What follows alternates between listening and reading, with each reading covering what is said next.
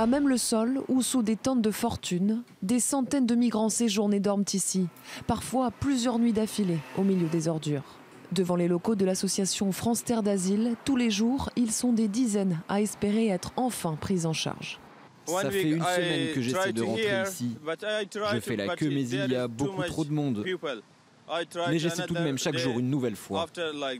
En juillet, Emmanuel Macron avait fait une promesse, celle que plus aucune personne ne dormirait dans la rue d'ici à la fin de l'année.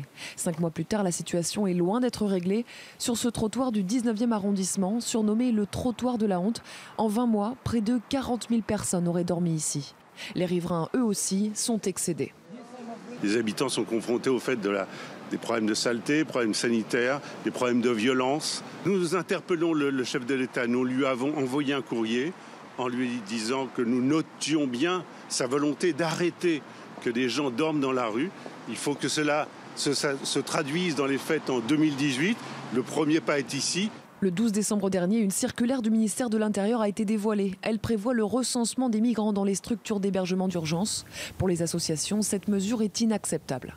À partir du moment où les personnes les plus vulnérables sauront qu'ils courent le risque d'être arrêtés, mis en centre de rétention et expulsés, ils vont quitter ces lieux et l'on verra encore plus de personnes en situation de grande précarité et en errance dans nos rues que nous le voyons maintenant.